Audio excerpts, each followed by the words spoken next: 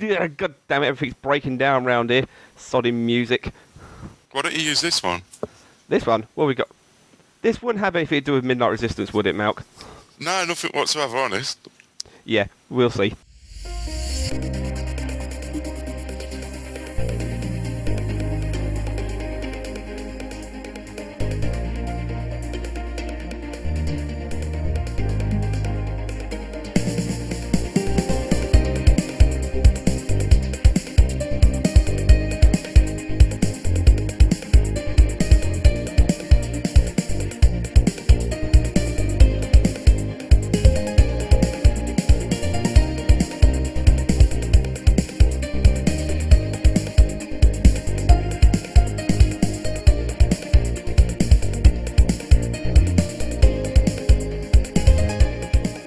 Hello everyone, welcome back. Well, welcome back is a bit of a sore point there because it's a completely new show.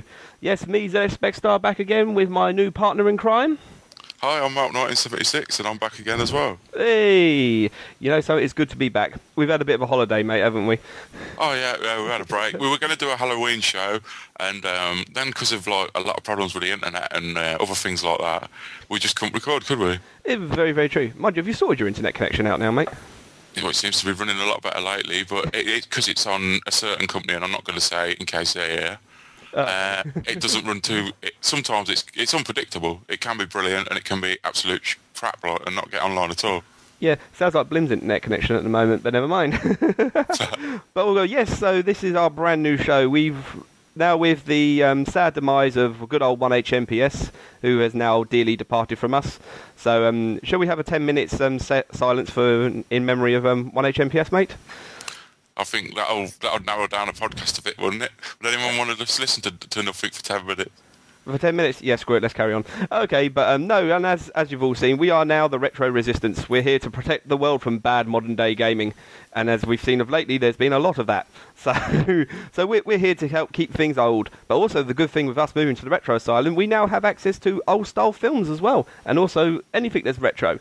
So this is good for us, as we can now expand our forte. Ain't that right, mate? Yeah, that's right. That's a good idea, because I always wanted to do movie reviews anyway, myself, because at one point... There was a time when I was going to be on the movie Asylum when Phil weren't going to do it, but then he came back and said he'd want to do it, so that didn't work out in the end. So in the long run, we've now taken up the mantle, and like I say, every now and then we'll be giving you your big dose of retro gaming, plus also we'll be giving you the old film or the old cartoon series which you may remember back in the past, and we'll give our good old honest opinions of this one. And if you're listening to us here on YouTube, if you check out from my page, you'll actually find a link to Retro Asylum in my links box, so which is just underneath that great little picture of me that's there. So it's all good. And have you got a link to the site on yours, Malc? I don't know how you had links in that, to be totally honest with you, but if anyone looks on my friends list or whatever, they'll see you, Andy, Swaney, Glenn, you know what I mean? So oh yeah, so it wouldn't be hard for them to work out. Saying that though, my mate Rich didn't work it out until I told him, I don't think. Oh, there are some people. So people, please, so people, please join the resistance and show these people your anger against bad modern day gaming by continuing to play retro gaming. Excuse me. I told you I'm not going to get into that one. Yes, it's true. Call of Duty did come out. Modern Warfare I played 3. That and Battlefield 3 as well. Haven't bought neither of them though. No, neither have I. So, but all I can sit there say with Modern Warfare 3 is, boy, did a lot of people get ripped off. Well, it's not as bad as I imagined it to be fair. But what it does do really well. But it just doesn't do anything new. I think Battlefield 3 is much better in that way. Oh, it is. But like I say, mate, we'll a lot harder as well. But yeah, we're not going to talk about bloody Call of Duty and stuff like that like we usually do. We might do another time. Yeah, but you know what's going on. We're going out swearing like sailors, and you remember that podcast, don't you? Oh yeah. Well, I'm trying to be more professional now and not swear. Like on my new videos that I'll be doing soon, I'm going to try and, unless I'm doing something like a review of something that's awful, like if I can actually get the PlayStation 2 version of RoboCop, I can do footage of that. So I'm after that now, and then after I've done the footage, I'm going to send it to Steve Benway and see what he thinks of it. Oh, that sounds like a plan, mate. That sounds like a plan. Anyway, let's move along. Let's go for the old immortal question, which we ask each other. What have you been up to, mate? Well, myself, I got one of them aim tracks light guns. I've doing a review on that. That's the next video that I'm going to do. It's absolutely superb. It's made a lot of, PC light gun games and games on MAME are much better than using the mouse. Yeah. And sorry. You've had a lot of experience with light guns on the PC, and this has been the first one that's generally been any good, isn't it? yeah, it does actually work. It's not, boy, that may be down to me. I wouldn't say it's 100% accurate, but I can get like 76% accuracy on lethal enforcers with it, so that's pretty good. That's not bad at all. And that's not having a target on the screen neither, like what a lot of people do on YouTube. That's actually aiming it, like you would for a proper gun. That's cheating. Are you sure you've not been drinking while playing those games as well? Well, I have been before, yeah. No wonder why your accuracy's off. But I'm looking forward to seeing your review of this gun. I might even be interested in purchasing myself one. Oh, yeah, I'd definitely recommend it. As I say, the only other rival to it, which got excellent reviews, is the LCD Top Gun. I had to get it from PlayAsia, which I think is in China. I'm not sure. It might be Japan. I do apologise if anyone from Japan or China, but to me it does seem quite similar. So that's why I never sent it back. It does work, won't work with Windows 7, won't work with Vista, but it is an absolute nightmare to calibrate the bloody thing. You're talking about at least an hour and a half. Well, that's probably me being hopeless with it, but I just could not calibrate it properly. So, and then when you unplug it and plug it back in, you have to do the whole thing again. Waste of time. Oh, definitely on that case. So what else have you been up to then, mate? Well, not a lot really. Just as I say, playing on the 360 Daytona. That was excellent. I was really impressed with that. Yeah, but probably one of the best racing games ever to grace the arcade. Makes a reappearance, and it's good on it, I reckon. It's about time that little classic game got some respect back from the public, because you notice in all the arcades, especially when we went down to the Trocadero in London and things like this, know it's still so many Daytona machines there. Oh, because people still play on them. And I was saying that to Glenn 83100. I think it was when we was in the pub. I don't know why Sega don't convert Daytona to the 360 or PS3. It'd be brilliant online. And Glenn was saying, but they don't own the rights anymore, which they didn't, because they re-released it on the arcade, and don't quote me on the title, as Sega Sports Racing. It was exactly the same, yeah, but obviously it didn't say Daytona, had the same music, but didn't have the guy singing the word Daytona. Yeah. But then again, they decided, screw it, and then they just re-released it. Got the rights back, yeah. Yeah, they got the rights back, and it came back on. So now, will you sit there, Mr. Sega, and please do us Crazy Taxi with the original soundtrack? That would be wonderful. Definitely. Yeah, and that was still making me... That was still making me wonder if he's still not forgiven me for the fact that he tried to overtake me right at that last moment, and he ended up grinding my bumper, and I wouldn't let him pass. Oh, people do that online all the time. I was a complete bastard. Like I kept cutting Andy off for that when he tried to overtake me. Oh, it brings back the old days memories from the arcade.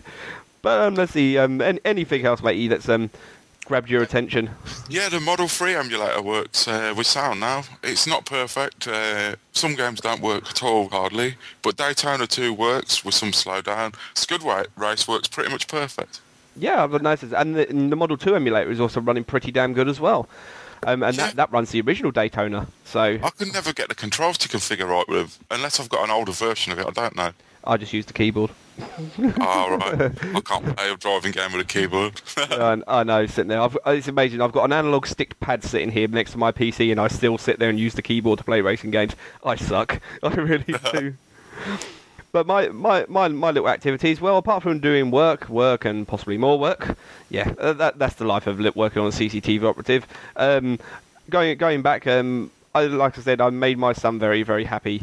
And thinking of all you Power Rangers fans, is out there in Japan they released the 199 Great Sentai Battle film, which is basically, if there's anybody who's listening who is an old school Power Rangers fan but have never seen what the original footage is like, I really do recommend that you actually sit down and watch this film. It is completely off its tits with Power Ranger sort of goodness and things like this. We're talking massive, great big battles, ludicrously sized fights and things like this. Even the smaller fights between the Rangers and all things like that are all just really well played. And it just accumulated to a massive, great big Megazord fight that involves every Megazord that ever came out. And give the truth and honesty, they've been going for 35 years in Japan as well. Yeah, I don't think that we didn't get them till 94, 95. Yeah, it's around about then. And it's like I say, the the series they chose then, which they turned into basically Zoo Ranger, which they turned into Mighty Morphin Power Rangers. That was the one which they used, and I have actually been watching Zoo Ranger myself, and the Zoo Ranger is just such a superior show in just all aspects. When you look at them, you just see how watered down the Americans have made the characters, and just how much life they've sucked out of the bad guys. Well, they've done the same with Street Fighter, didn't they? How they ruined that with the cartoon and the movie. And the movie, yep. So it seems to me, I saw someone actually put a good comment across, because I was also looking online, and they've actually made in Japan. They've actually made a film based upon the Phoenix Wright franchise. Yeah. So Law and Order going into the hands of the courtroom battles. So if anyone's played that on the DS, or even if anyone hasn't, will know what a good game that is. But the thing is, being that it was made in Japan, it looks and feels exactly like the game. So it seems whenever the Japanese do something, they make it right. Yeah, they make it as close to the game as they possibly can. Look at Final Fantasy. That's what you want, though. It is exactly what. Look at Final Fantasy Advent Children. Look at Resident Evil. I can't remember what the.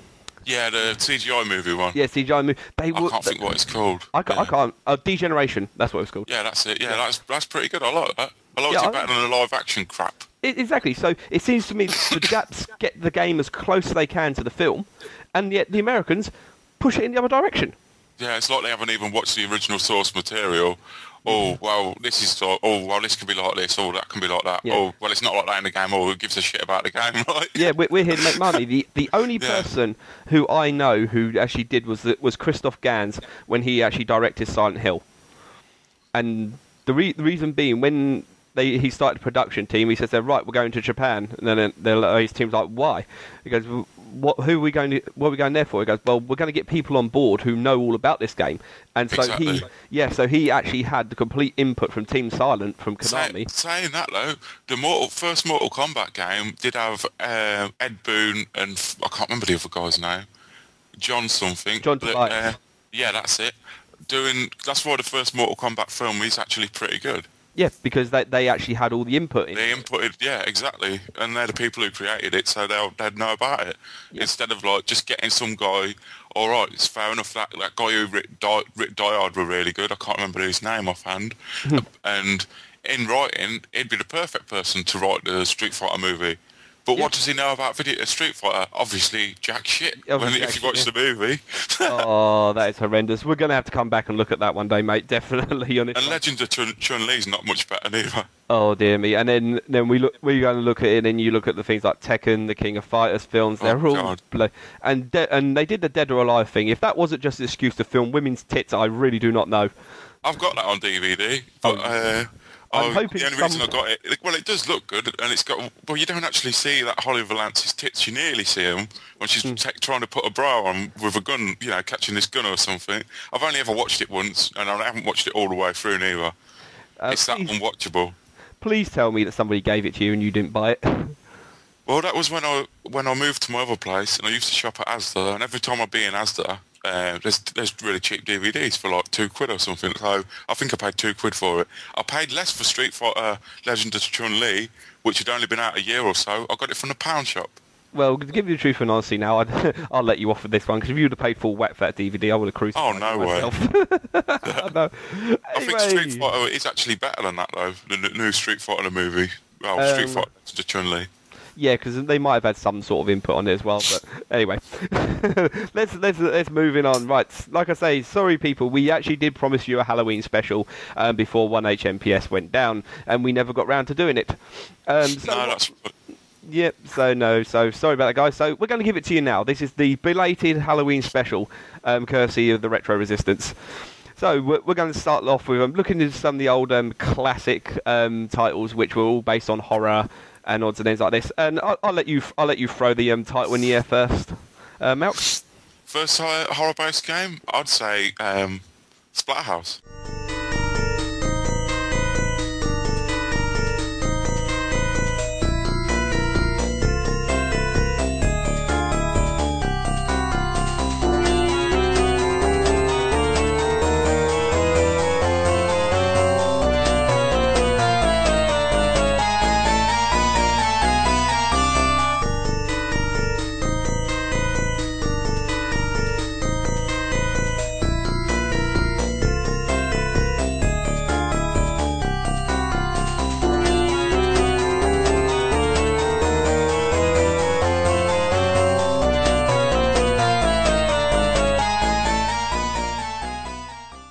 Splatterhouse pays homage to so many horror films.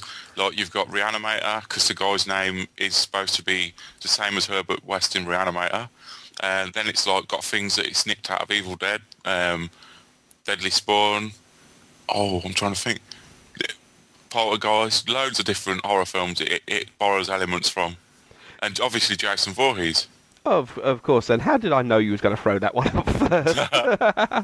But indeed, yes, Splatterhouse, well, it was also one of the first few games that really stoked up the controversy with its content on there as well. And it got banned in the arcade in America, apparently. Yeah, I really don't know why. Because, give you the truth and honesty, even back in the days, I think when Splatterhouse come out, I may have only been something like 12, maybe myself, probably even younger, things like that. Even I wouldn't have thought something like that. It's like, oh look, it's a picture of things getting decapitated and odds and things like that. To give you the truth and honesty, I would have probably sat there laughing. Well, it's not because you don't hurt actual human beings. They're all like zombie things and that. So in that way, it can get away with the violence. Like the remake, I think if they marketed that better, like making out how violent it is and bloody it is, because it's got to be the most bloodiest game ever. I must find somebody with an Xbox or a PlayStation and play that one. I really, really must. I'd definitely recommend it. Don't believe the bullshit reviews that slag it off something chronic, and have the cheek to insult people who have bought it by saying, "Oh, one person will download the downloadable content." Then, well, did they actually release DLC for it? Yeah, you get different masks. I've got one like out of Splatterhouse 2, the one that's like out of the first Splatterhouse, except it's red, so it doesn't do any copyright infringement on Friday the 13th. Nice. And just these arenas, I don't like them bits though, where basically there's an arena and loads of like dead people and stuff will come in and you like beat the shit out of all of them, and then then it just goes on to another wave of them. It's boring, if you ask me. I don't like that. Unless you're going to... But going back to the original series, now there was three titles in the original series, with the first two being very similar in context. Basic, nice scrolling left to right, punching anything that kind of gets in your way. I couldn't really say it's a platform sort of title, really, can I? Because you don't really have sort of multiple levels. No, but there is bits where you have to jump over things, or it goes in different directions, the first Splatterhouse does. I don't think the second one does. I know the third one does. Yeah, the third one does. Well, the third one, they took a more sort of Final Fight Streets of Rage approach to it, didn't they? Where you actually had... Yeah, that's the one I liked the least, to be honest with you. It was. We could give them credit for trying something new.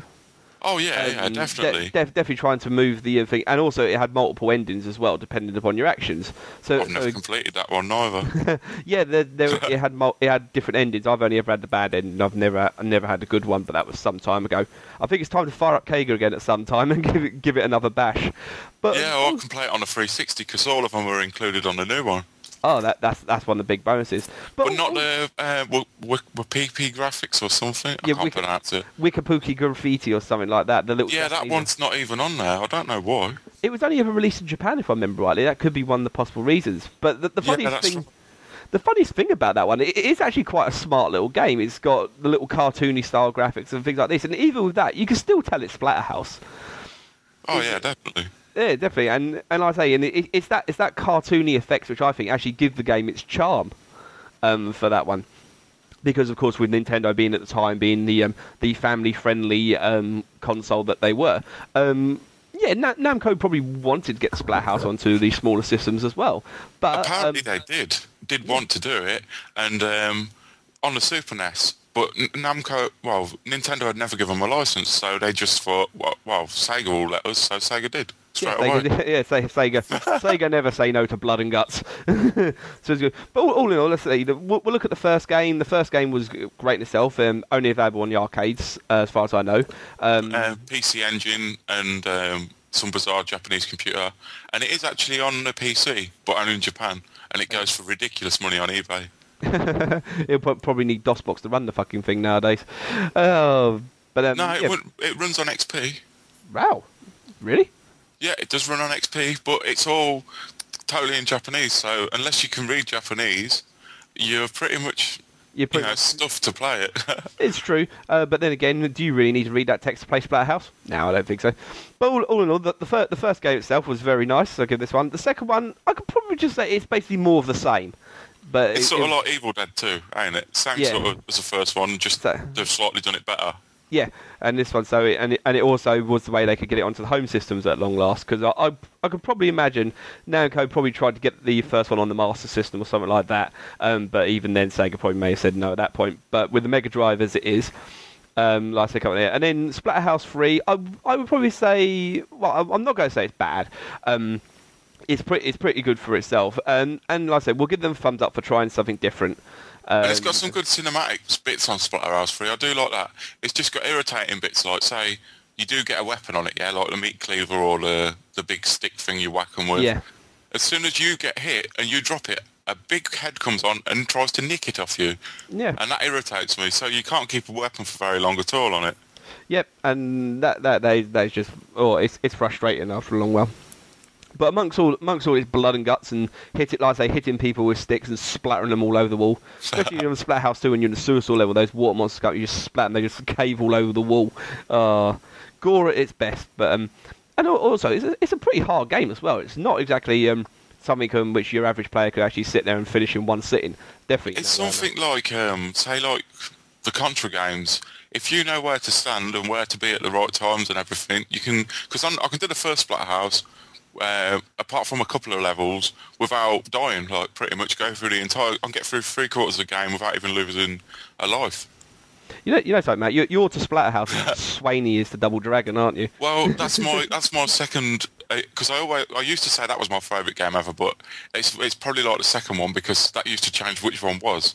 But now Splatter House is out, obviously on the 360 and that. I don't think we're going to see Midnight Resistance out on anything. But then again, Burger Time's just come out, and that's a data release game, so you never know. Yep, fingers crossed on that one. I can imagine if they actually announce a remake of Midnight Resistance, you're going to be salivating all over your screen. I'd definitely download that, definitely, without a doubt. Definitely. Just hope they don't do it like they're doing with the new Double Dragon 2. Yeah. So, no, actually, you'll probably donate your left arm for that game.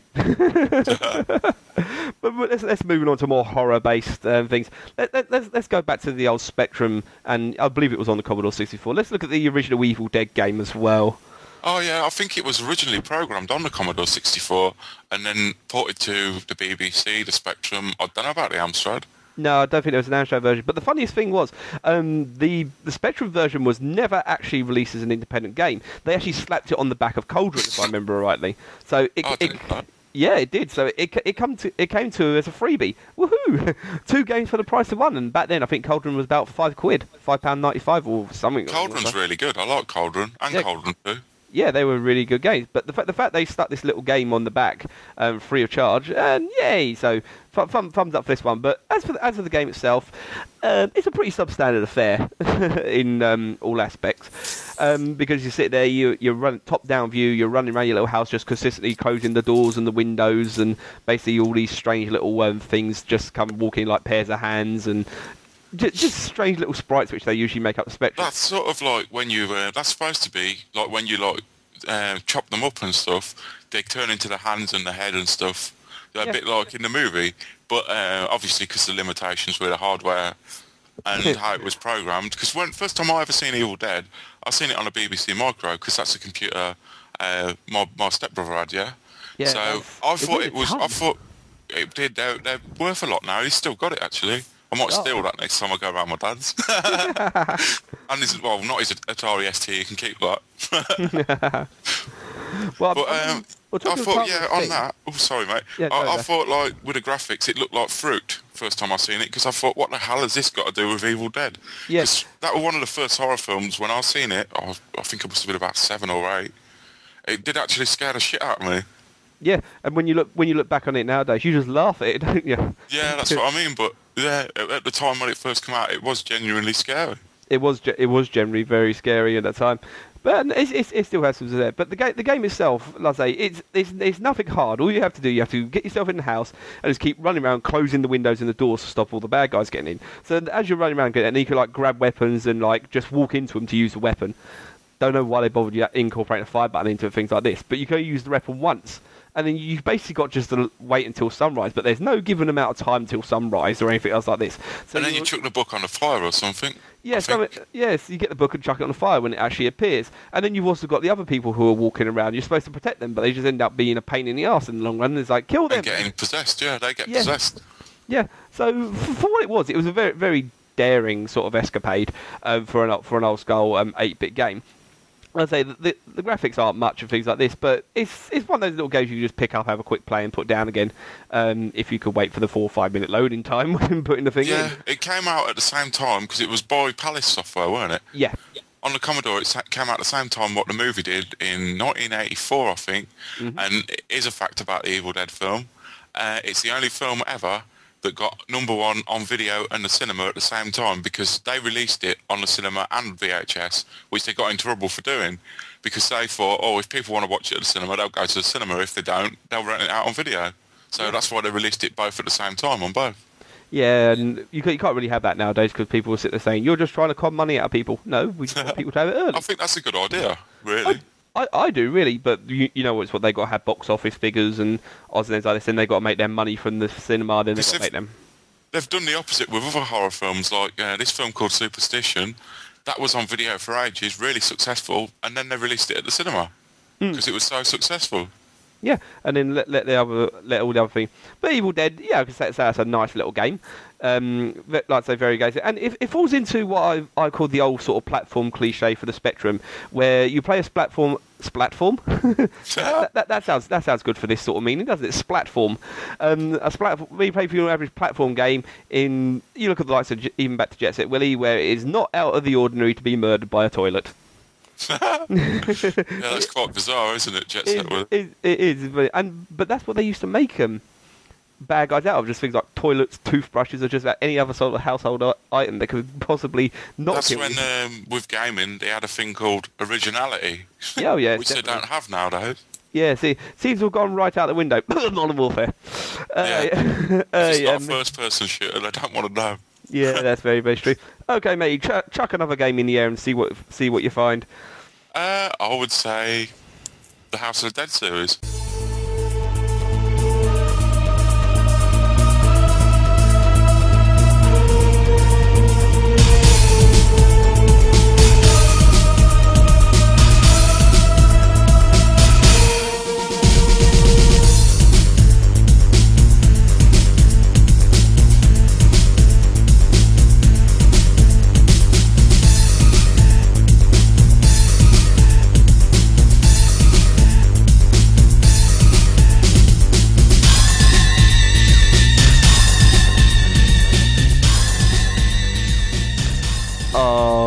Zombie. I think they're old enough now. Yeah, I'd say, well, the original one definitely is. Zombie blasting perfection on that one. And it seems to me as well that Sega have actually managed to keep the story in tune with all of them as well. Maybe with the exception of Overkill, but between like 1, 2, and 3, and I believe in 4 as well, the storyline actually all interconnects. Which is that's right. Yeah. Yeah.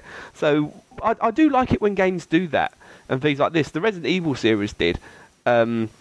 That sort of thing, and if you're looking at film franchises, the Saw franchise kept it all going. But it's very, very nice, and I think it was one of the first 3D shooters that basically you had Virtua Cop at the time, which was basically, but this was one of the first ones I really saw in 3D where you could actually dismember what you're shooting. Yeah, really cool. That was one of the things I liked about it and didn't like about the Resident Evil gun game. You just shoot them and they go, and blood sprays out. I was expecting it to blow massive holes in them like House of the Dead.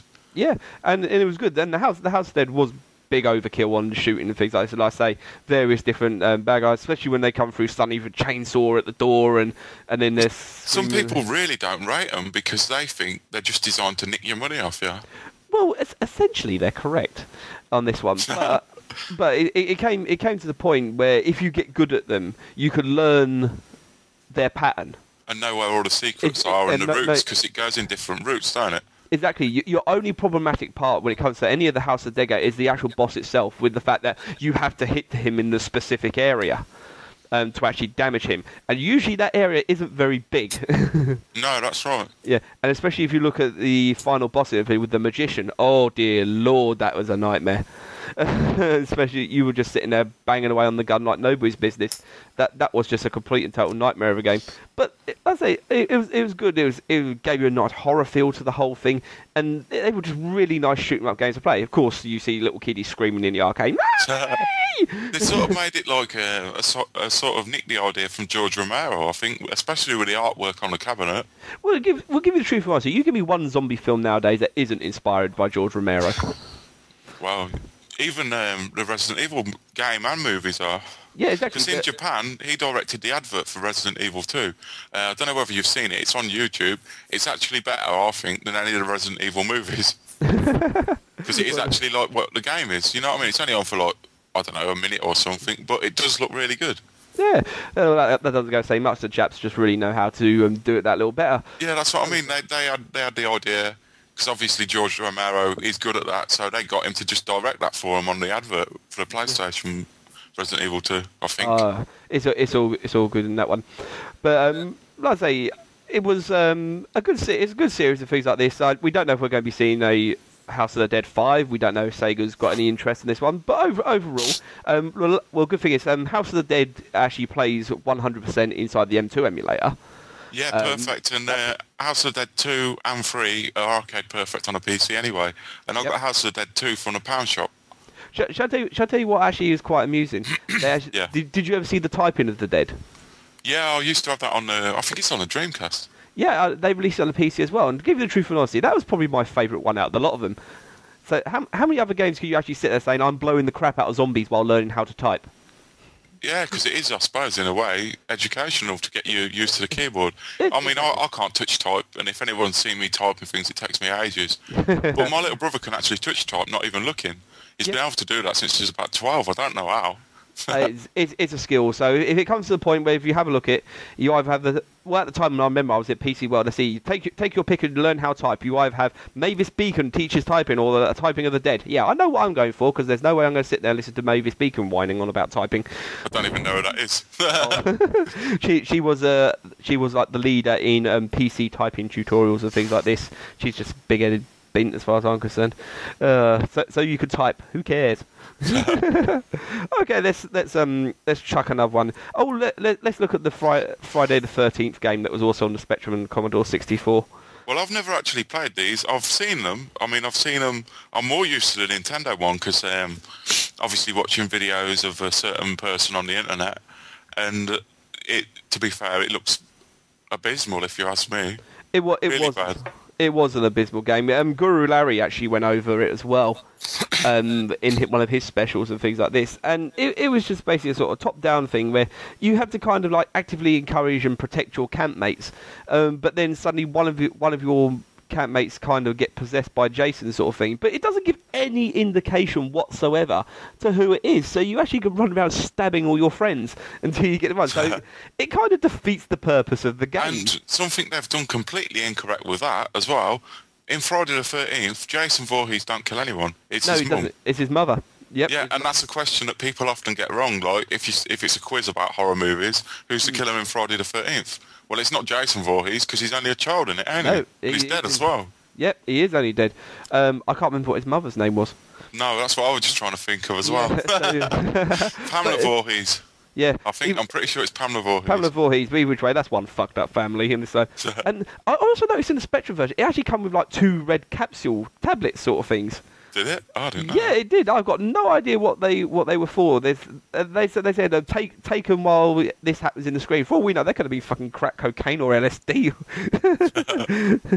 As I said, it's like can you sit there and honestly tell me if you received a game nowadays that had tablets in it and things like this, you'd be shitting yourself. As I said, it's like, wow, I've just bought the latest copy of this game and they're supplying me with grade A drugs. Well, I can think of another thing to say, taking the piss out of Call of Duty. Maybe they should give you caffeine tablets to keep you awake. Yeah. Was it the one person that's walked all the way? I worked a whole week to get myself to the highest rank achievement. Yeah, I hacked it in one day. God, how depressed will you feel? Okay, let's chuck one more up in the air for it. Ooh, Nightmare on Elm Street. Yeah, I've played that on the NES. You can have it 4-player. Basically, you go walking around the road, yeah, and you get vampire bats, dogs, all sorts of things that are not in Nightmare on Elm Street attacking you. And then when it gets slightly darker, it'll come up, Freddy's coming, and then it changes to night, and you have to fight Freddy, who's about, by what he looks like on the game, about 15 foot tall. Yeah. Because in real life, Robert England's, I don't think, he's only about 5 foot something. He's not 6 foot. He's only a short guy. He's not very tall at all. About 5'8", something like that. Yeah. And then there'll be sometimes where you'll just fight his claw or just various different body parts. Just, let me fight the testicle so I can kick And Frankenstein's even in it and things like that. And it's like they had the idea for a game. It was JML or something, I think, that released it. So, and they're known for doing complete cack, aren't they? Yeah, no, not JML. It's the Rainbow one. You know what? Yeah, LJN. LJN, yeah.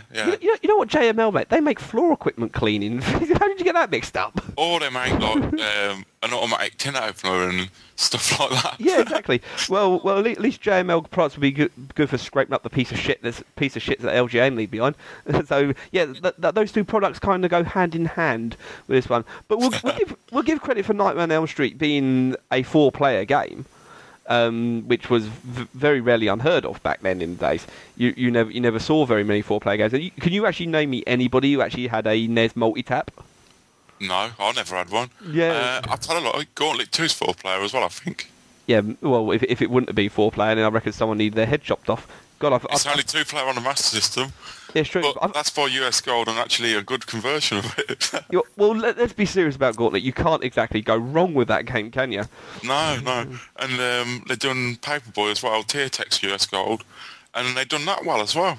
So, like the Master System ones, it's like they upped their ante and actually tried to do them pretty good. Yeah, so it's all good on that behalf. But either way, there's a nice collection of horror-based games which are out and available. There are very many more as well. A couple we didn't capture, especially the Toon Atari 2600, the Halloween, and the Texas Chainsaw Massacre was also released in that one as well. Yeah, that's supposed to be the first horror game ever, apparently. Yeah, one of the two. So, like I say, we could sit there and we could probably come back and check those out another time.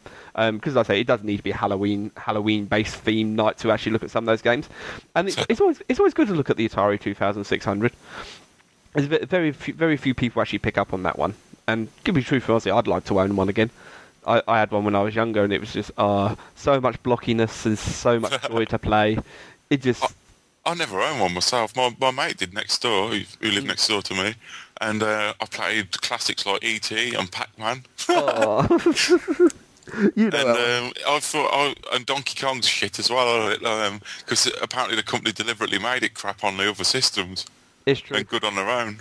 It's true. In fact, that's the one Glenn's playing on that video, because ColecoVision converted it, didn't they? Yeah, they did, and that's the rumour they deliberately done it crap, and only good on the ColecoVision.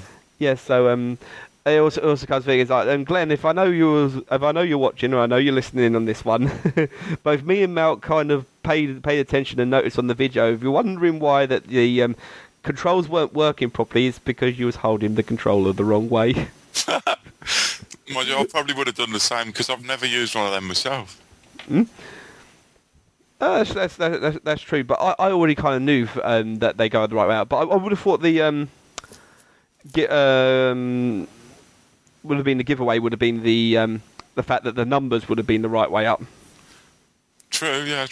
Because my cousin's one used to have like an analog stick that didn't self-center. I'm sure it was a ColecoVision. Yeah. And that was a nightmare for playing games because with any joystick you move it and then you let go, it goes to the centre. But they don't. So you've permanently got to keep self-centering it yourself, sort of thing. Yeah, that's just bad design. But if I remember rightly, the Intellivision, I know it's either the Intellivision or the ColecoVision, one of the two. They actually had an interchangeable thing, and you can actually use a Mega Drive joypad in them. Oh, that's pretty good, because that's another thing on the video Glenn was on about, when he was talking about, what system? 3DO. Yeah. They had the joystick port in the controller. Because what we used to do on my mate's one, if he were beating me on Street Fighter, I'd just unplug his joystick. Oh, that's very immature, Malc. Yeah. But so good. Okay, so let's move on. Oh, you know what we're going to be moving on to next, matey? What's that? The film review? Our first film review for the Retro Asylum, and I don't think Andy's covered a film yet in his podcast, has he? No, I think that one's coming soon. The movie Asylum. Oh, yeah, the movie Asylum one is. But let's go for the. Yep, let's go for a looking. And this was a film you actually recommended for me to look at for this one. And again, yeah, that's right. We're keeping to our horror-based theme on this one, and we decided to look at the 1989 film Intruder, I believe it was. Now, back in the '89, they had some seriously low-budget horror films, didn't they? Yeah, that's right. I think myself with horror films, the more of a budget they have, the worse they are. It is true, but then the worse they are, in some strange and bizarre twists, the better they are. Oh yeah. Sort of thing. It's like I say, we'll look at the main synopsis of Intruder. It's basically set inside a shopping. We'll just say a large shopping style. Take a look at an Asda or something like that, but a bit smaller. Yeah, Walnut Lake Market. Walnut Lake Market, and basically it evolves around like a night staff. So that they're obviously thing like, and they basically get told that the shopping mall's been sold and by the two owners, sort of thing. Secretly, one of the owners isn't too happy about it. So what they're doing, they're all there for the night, basically lowering the prices on everything. But then all of a sudden, it's like. You see one scene where, like, one of the owners, he's not quite happy, and he's basically saying to his partners, he said, "Look, do we have to sell this?" and things like this. And he kind of makes him sign off the thing. Now, also on the in-between, you've got the sort of jealous boyfriend's person as well. That's hassling one of the females that works the staff, isn't there? Yeah, because that's the checkout girl, Jennifer. Her boyfriend, Craig. Or Craig, as we say. Craig, yeah. My boyfriend Craig. He's just come out of prison for killing someone. Well, he had a fight with someone, and when the fight got broke up, the guy was dead. So he got sent to prison, and he comes to the store kicking off and gets thrown out the store. And then after that one, then of course they all start dying ridiculously in sort of ways. And then when you come to the we'll get back to the killings in a moment, but as the storyline comes through, you find out that one of the half of the guy that didn't want has gone like seriously disturbed and things like this, and he's kind of now like killing off the members of staff, and you're just sitting there thinking, it's like the first person he kills in essence is his partner and things like this, and then you're like thinking, it's like, well, you've killed your partner, you could kind of do away with the contract. Take the store as yours, make it look like an accident, and then you've got the store back and sort of thing. But yeah, or blame that Craig for killing him. Yeah, exactly. But then he goes around and starts killing all the other members of the staff, and we're sitting there, it's like, why? It's like, you've got the guy you wanted, who just happens to keep reappearing several sort of times, especially the one bit at the end where he's basically cut his head off. Yeah, he's got his hand in it, making it talk. Like that's good, I think. That's classic. And then eventually it comes around, and when they actually get to the end where Craig has actually gone outside, he manages to get in, he manages to save his ex-girlfriend, sort of thing, and they kill the guy that's in the big bomb. But as the police come there, the guy who they thought was dead suddenly pipes up, just saying, "They did it, they did it." He's like, yeah, they killed everyone. Yeah, and they're the ones who get nicked. So it was a brilliant twist on the ending for the whole sort of thing. But we're moving back into the sort of killings. Now, they've actually got the original reel, and they're actually redoing this on Blu-ray, aren't they? Yeah, that's what I want for Christmas, and hopefully my mate's getting it me, because it comes with the DVD as well. That's something I was slating. What's the point in having both? But being as I don't have a Blu-ray player, it's brilliant, because I'll buy the Blu-ray and not watch a Bluray, just watch it on DVD. But the good thing is, at some point in the future, if you do pick up a Blu-ray, you can watch it. You've already got it there, so there's a good thing. But let's look at the killings now. For the '80s, late '80s, the special effects on the murders and things like this, because they do get put out in some gory ways, isn't exactly that bad. I'll give my truth. I don't think there's enough blood in some of them. No, it was the same people who'd done the special effects on Evil Dead 2, done it on Intruder, because the guy who directs Intruder, Scott Spiegel, half wrote Evil Dead 2 with Sam Raimi. Sam Raimi, Sam Raimi's also stars in it, yeah, like you were just going to say. And also you got Bruce Campbell at the very end as one of the coppers as well. Yeah, and Lawrence Bender, who you know his name because. Well, my mates used to always laugh when that come up. Lawrence Bender, like where we come from, means homosexual or gay, don't it? Yeah, that's why every time I hear it, I snigger. And Scott Spiegel introduced him to Quentin Tarantino, and they've worked together ever since and done really successful, haven't they? Oh, they have made major league success. But when you look at some of the cases, especially where he sticks his runs the guy's top of the guy's head through the bandasaw and things like that, that's just grim. But to give you the truth, there's not enough blood. I would imagine it'll be flying out everywhere, especially if he's been decapitated. And same with the guy who gets his head half cut off in the rubbish Box crusher. stress, yeah. Yeah. So I'm thinking it's like, I'm pretty sure you should be pissing blood everywhere in this one. But all in all, the film in itself, that's it. It's cheesy as hell. You can see all the predictable parts and things like that. It's only the one part at the end which I reckon, where it spins and you don't expect the guy to come out, and you definitely don't expect those to get arrested for it in the long run. No. So well, the UK version on video gives away who the killer is on the fucking cover. Oh, I've actually swore once properly in this podcast, which I try not to do. Sorry for that. That's the second time you've done it. What? You've sworn twice now. Have I? Yeah, you blurted an F word out earlier. Oh, I don't think I did. That's the thing. I do apologise because I'm not used to. It's part of my everyday language, vocabulary. Of course. A word I can't even bloody say, and I do try to not do it when I'm on videos and that, but that's how I speak. If it offends people, I'm sorry. No, that's true. That's true. But then you look, that is part of my vocabulary, especially if you look over my videos. But then again, some people say I'm too honest for my own good.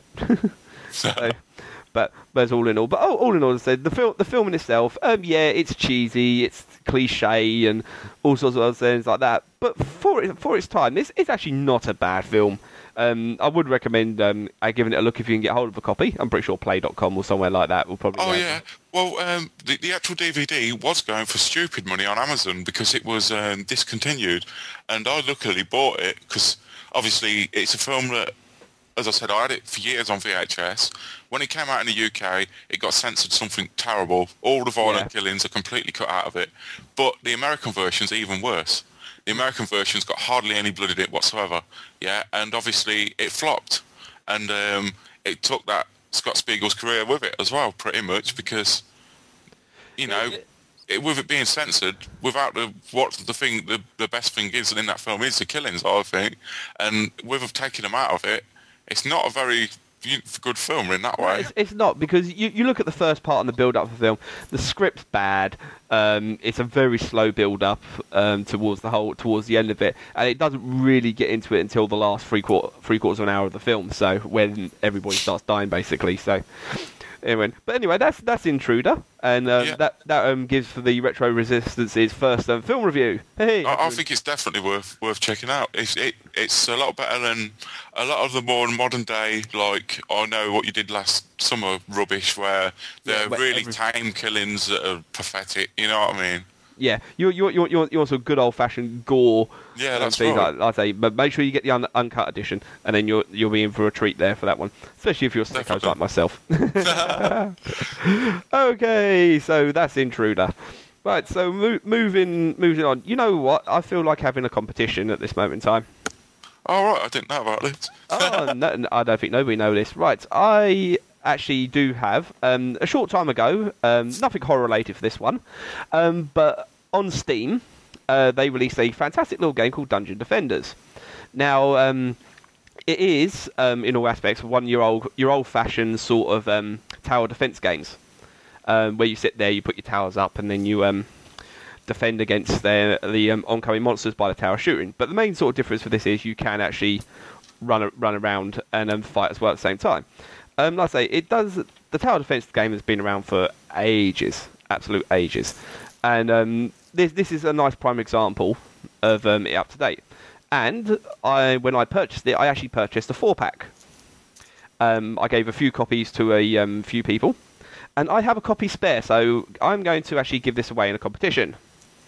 So if you have a PC, and if you have Steam, even if you don't have Steam, you can download it anyway. I will put this competition in on the forum as well, so you can actually have a look. If you want to win this copy of Dungeon Defenders that I have, I will send it to you through Steam. All you need to do is answer me this little question. Now, a short time ago, on the forum posts, someone actually mentioned the Lost Vikings. And I also mentioned that it was done by Blizzard Games, because they weren't known as Blizzard back then. Now, they also made 2 other games for the Super Nintendo. Now, if anybody can guess what those 2 games were, put them in a... I will put an address to email your answers to. If anybody can guess what the other 2 games Blizzard made before they moved to the PC only on the Super Nintendo, then I will sit there. I'll put all of your names who get this one correct into a draw, and then I will draw the winner out on the next podcast. Once we decide the winner, I will then sit there. We'll get you set up with Steam, and then I will send you the copy of Dungeon Defenders. So you've actually have a chance here to actually win a game, courtesy of me. Yeah, that's good. Very kind of you doing a giveaway, a competition. Yeah. I don't think I've ever played a game like that. The only one similar is on the 360.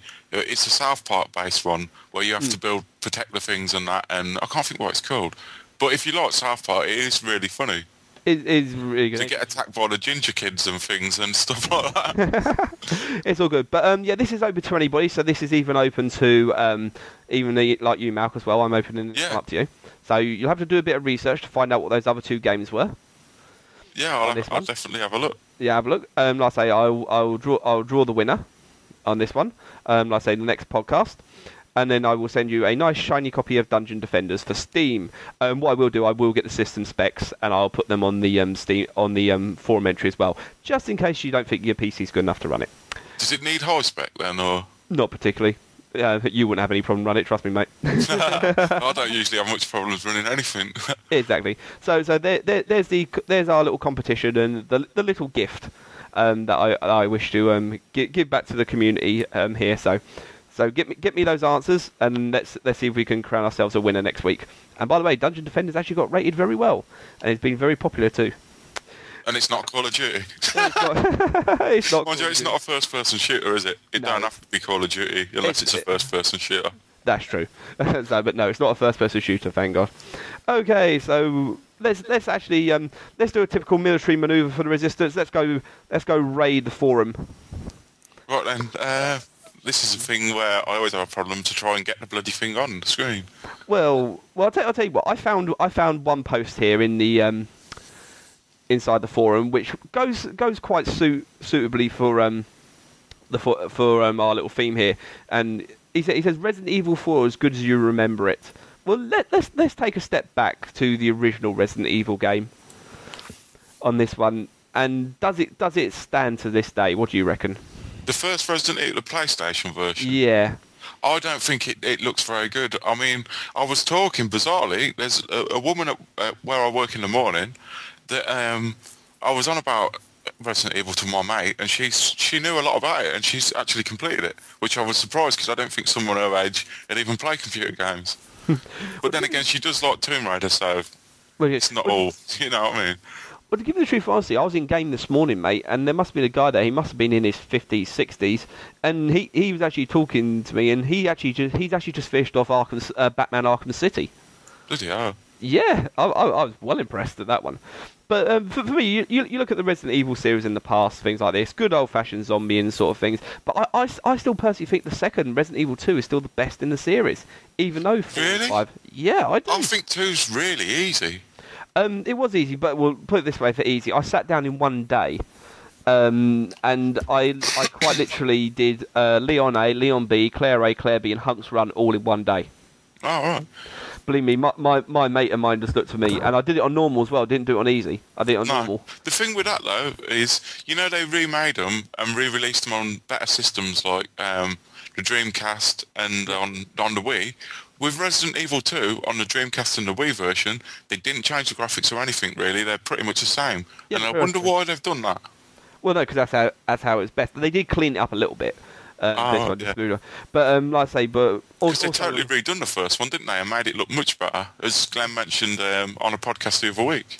Yep, that's true. And also, when I did that run back then, I also got all their alternative costumes as well when they were available to me, as well. So I remember my mate's words to me when he saw it, and he just went, "You are God." I don't think there's many games where I unlock everything. Well, the only thing I couldn't do on that run was the tofu game. That is just beyond ridiculous as far as I'm concerned on that one. And let's have a look at another forum post. The Lost Vikings, and someone said, where did they disappear to? If you do look at what I actually put in there, yes, they did actually appear in World of Warcraft. And yes, because Blizzard made the game originally and things like this, World of Warcraft does have a lot of Easter eggs in it. It has a hell of a lot, and that being one of them. And I can actually remember the quest line which involves those three, all kind of modified versions of basically what they did in the Lost Vikings. So in an essence, it was quite a really nice tribute to the three little guys in that one. So I give a thumbs up for Blizzard for actually doing that one for them. I can honestly say I've never played that game. Well, what Lost Vikings? Yeah, never played it. You've never played World of Warcraft either, have you? No. I've been playing that DC Unit. Well, I tell a lie, I played it a little bit. What's your opinions on that, mate? I thought it was pretty good what I played of it. It's something that requires a lot of your time, though, isn't it? It does, and that's good. That's what. Well, I suppose I do have the time, but I'd rather play, something that I can play for like 20 minutes or something, and then just forget about it. Yeah, well, see, that's the good thing about those games. You can, unless you're raiding a area or things like this, which you can make time for, things like you can just pick them up and put them down. So that's a good thing on that account. Okay, let's wrap this. So what's to be expected from us in the future? Well, what plans have we got, mate? Well, more film reviews, more reviews on games. I do want to do some more sort of, go into details on some of the systems on everything. Like the home computer systems and stuff. Yeah, and also we're also going to shake up a few things as well. We go through is like we're going to continue doing our nice selection of retro reviews as well, but we're also going to do a little something called the ROM swap as well. Where basically this is going to be an interesting new twist on our review style, because what we're going to do is basically me and Malc each time or week before we do the podcast, we're going to get a ROM file, a game, and basically blank out its name. Yeah. And we're going to send it to each other, and then we have to play it, and then what we'll do is we'll review it when it comes down to the next podcast. That's a good idea. It's a very good idea. And so what's even going to be good about this, we're not going to know what we're going to be reviewing until we load the game up. So it might be a game that I've got no idea what it is or never played before. Or Malc could have done something to annoy me during the week and he's going to end up with a very crap game to review. There's some abysmal ones, definitely. Oh, yeah, definitely. Oh, let me hide the copy of Rise of the Robots. I don't want to send that to you yet. We've already done that one, haven't we? Yeah, that's true. Yeah. Okay, we're also going to introduce a new section in our podcast called Character Assassination, where we're going to pick on some of your favourite characters from the season. We'll give our honest opinions on what we think of them. And I do know for a fact that for our first character assassination, we're actually going to do that guy that you refer to as the jug-eared twat. Alex Kidd. Alex the Kid. So keep your eye out for him as well. We're also going to be introducing another feature called Technical Failure, where we're going to look at failed computer products. Yes, and as we already know, there are plenty of those on the market, especially over history. Power Glove, anyone? Oh, that's got to be the worst one. No, I tell a lie. Rob the Robot. I think the best way that's described, how Steve Banway did, when he said a robot that didn't appear to actually do anything, and then later I found out it doesn't really do anything. No, it does. It was compatible with 2 games, and that was about it. Gyroscope and... Gyromite and... Yeah, Gyromite, yeah. Yeah, exactly. If you're looking for so good that, the Angry Video Game Nerd did a very good video on Rob the Robot. Yeah, can it play Contra? No. You can play this, or you can play this one. That's it. Oh, so you have seen that one, have you? Yeah, I've seen that one. And we're also, and I'd say, we know Dearest Andy has the great questions and answers in this one. So we're going to have a question and answers too, but we're going to call ours Get Fact. That's a good idea. Yeah, so just to speed up a bit, so any frequently asked questions, whether it's personal or whether it's game related, ask us questions on what we think about games, and we'll either sit there, we'll give you our honest answers, or we'll just make up some complete crap, just to sit there and keep our show interested. Anyways, so that's a roundup for all of us, and I'd like to say thank you, Malc, and for being my partner in crime yet again for this. Yeah, and thanks for recording it again, because when you record it, they always come out a lot better quality than when I've tried doing it. Well, the only time I did do it, And, well, you've heard the quality with that one, didn't you? It was still your first try, mate, so Yeah. it's not a problem this one. So, like I say, people, join the resistance. Fight against bad modern-day gaming and join alongside us. And if you want to come on our show as well, please send us a message, and we'll gratefully have you on with us, so we can sit there and get your views and opinions, and tell us about some of your favourite games as well. Anyway, this is ZX Specstar signing away, and I'm off to go and destroy something which I shouldn't do. Yeah, thanks for listening, everyone. All right, and we'll see you all soon. Goodbye. Bye.